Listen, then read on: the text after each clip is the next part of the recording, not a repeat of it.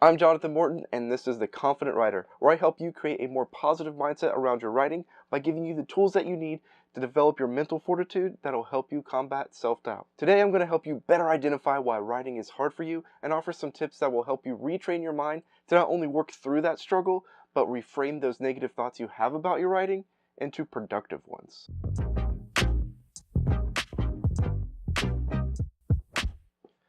Writing is hard sometimes, and that's just a fact of life. But if you want to get better at it, you're going to have to write even when you don't want to. But how do you do that? Well, I have 5 tips that I'll be sharing later, but for now, I need to clarify a few things. First, we need to identify if the reason you're having trouble writing is a big issue or something smaller. Big issues are things like burnout, mental health issues, and sickness. In these cases, it's okay to find rest, limit your writing, reevaluate your writing goals, or even explore different avenues of your life. But usually, when we say we don't want to write, it's something different.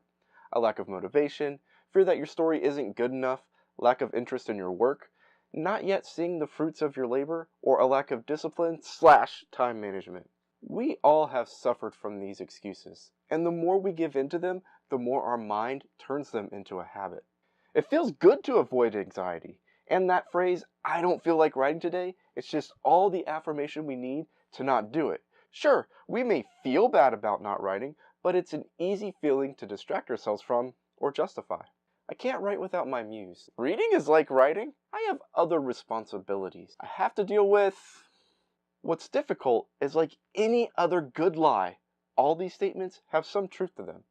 I wonder what excuses you're telling yourself. It's likely they fall into 2 main categories, resistance and discouragement, but more on that later. For the longest time, I never wrote because I was afraid to be made fun of for my spelling. Those close to me know just how bad it is, and I still hate it when people look at me when I write anything by hand without first checking to see if I spelled it right on my phone. I let this hold me back for so long. Now that I write more, however, at times I fall into the trap of wanting instant gratification. I want to be talking to the fans of my books and seeing how it has made a positive impact on their lives. It's like I can almost feel it. But it has halted me at times because I don't know if I can live up to that expectation, or that expectation just feels really overwhelming sometimes. Like, yeah, John, you're never actually going to get there. But since implementing the 5 following tips into my life, I've discovered tools that not only help me write more, but have helped me to fight off some of those lies and fears.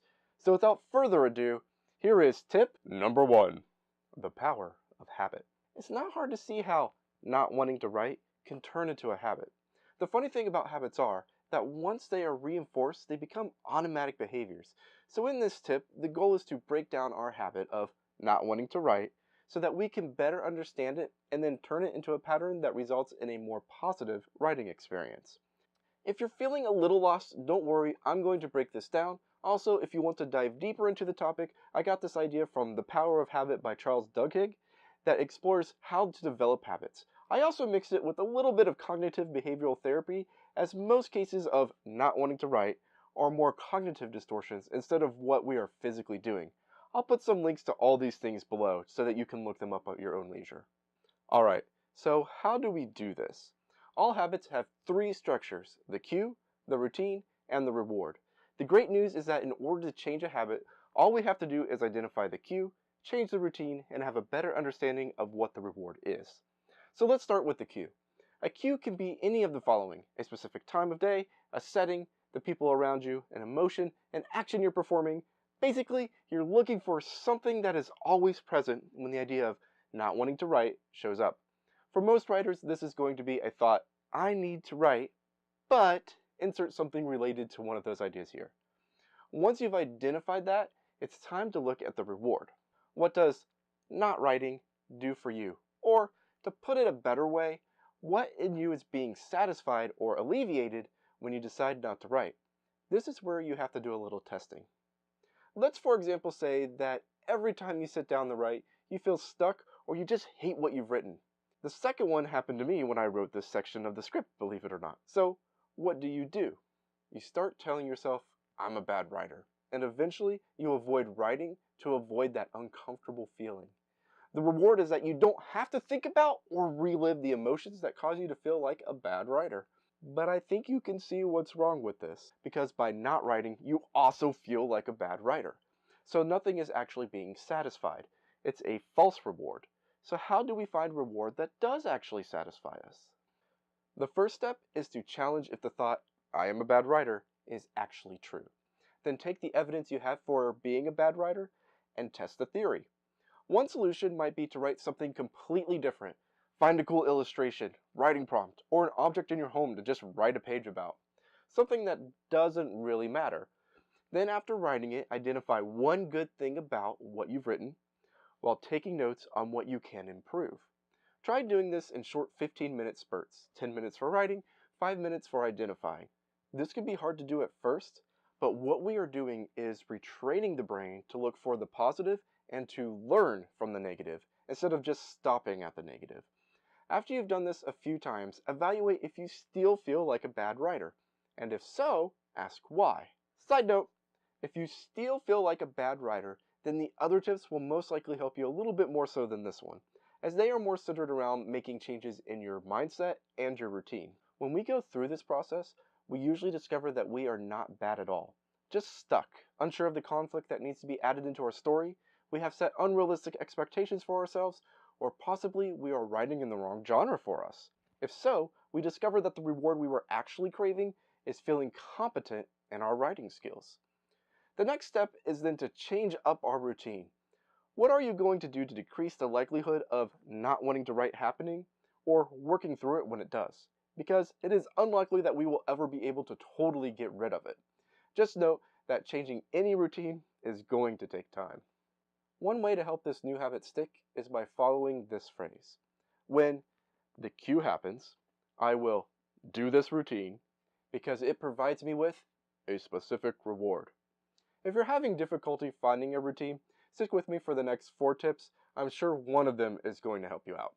Number 2, track your progress. When you set out to do anything, the easiest trap to fall into is believing your main objective, in this case writing a book, is the only goal you have to reach, when in fact there are several many goals that we have to complete to even get there. This is why it's important to track your progress. When writing a book, there are several ways to do this, so start with the main goal, writing a book. Then think about what big tasks you're going to have to complete to hit this goal. From what I've seen, a lot of writers will separate this into drafts of the book. So, set a draft limit. Let's say 5 for now. How will you know when you've completed each draft? I've just now realized that I'm going to have to do a whole video on drafting goals later. But for now, think about what it means for you to break those into your own separate goals. For example, the goal of the first draft is to just get the book written. That's it. No matter how messy it is, just get the thing written. Then below that one of the goals should be setting aside time to write it, usually tracked by word count. So that's going to be a goal as well. Then, even that could be broken down even further. Author Alexa Dunn, who is also here on YouTube, I'll provide a link to her videos below, uses stickers to mark every 500 words that she writes. What's interesting is that this reward helps push her to that 500 word mark and beyond. The thought process changes from I'll stop here to I can push it just a little bit more. This push is key to when it comes to any skill-based goal, as it promotes growth. Plus, the visual stars help with tracking your progress. When we set up our goals like this, it helps us to set up realistic expectations in our heads, allows us to feel accomplished, and lets us know when we might need to make improvements. All of this is done to help hit that part of our brain that seeks instant gratification. As writers, we all have that desire to finish our book and see whatever dreams we have for it come true. But it could be years before we see the fruits of our labor. Hitting those small goals helps us feel more accomplished and lets us see that our main objective is possible as we mark off those smaller goals on our list. Then again, all this may still not be enough, for this only hits that logical and technical side of us. Just because we are completing goals does not mean that we may feel a little discouraged at times. So to help with that, we will now move on to tip number 3. Collect personal affirmations, quotes, and positive supports. Every writer should have a go-to list of affirmations, quotes, and positive supports. I shouldn't have to spend too much time on this tip because a simple search should lead you to some that are going to help you out the best. Some that have helped me include, I'm going to learn from my failure instead of letting it stop me. The verse John 13:7, Jesus replied, "You do not yet realize what I am doing, but later you will understand." And don't work 8 hours for a company, then go home and not work on your own goals. What are some affirmations or quotes that help you get through the day? Let me know in the comments below. They could be really helpful to the community here. I find that the best affirmations align with your purpose, a topic that I'm going to talk about next week. But having a line that boils down to why you're doing what you're doing helps fuel you when nothing else can. The saying I put at the end of all of these videos, learn, create, and help others do the same, is why I created this YouTube channel in the first place. For writing my books, it's a bit more personal and even a bit selfish. To create worlds and characters that people want to engage with, to have the freedom to create while also providing for my family, and to be a part of something that goes beyond me. Find something that really resonates with you and use that as a fuel for success. Speaking of success, that brings us to tip number 4. Look at past successes. Despite how we feel about our writing, when we don't want to write, there have been times you do want to write. At least I hope so. If not, maybe you're trying to force something. Anyways, if you have a good experience with writing, the solution to your not wanting to write problem is simple. Ask yourself the miracle question. If a miracle were to happen that led to a good writing experience, what would it look like for you? Now wait, before you get crazy and say, I write an entire book perfect the first time or something else like that, look at the follow-up questions. Have you ever had anything close to that happen? What factors led to it being like that? And how could you recreate that experience? In some ways, it's asking you to look at your routines and how you can make the best ones happen again. A routine that has helped me out the most can be found in tip number 5. Recognizing you're in the effet phase of writing. This idea was mostly stolen from Rachel Stephan, but I'll put a link to her video about it below so you don't have to worry about it, okay? To summarize and add my own personal twist to it, here is what it looks like. When we sit down to write, we want it to flow and be perfect. It's not going to happen most of the time because we are in the effet phase of writing, where we actively fight against resistance. In Steven Pressfield's book, The War of Art, he takes a real strong look at the enemy of creativity known as resistance and informs us of all its tricks. In the second part of the book, he looks at what a professional does to overcome resistance. While he offers several tips, and I suggest you pick it up to find out what they are, I'll put a link below, the main concept revolves around just showing up.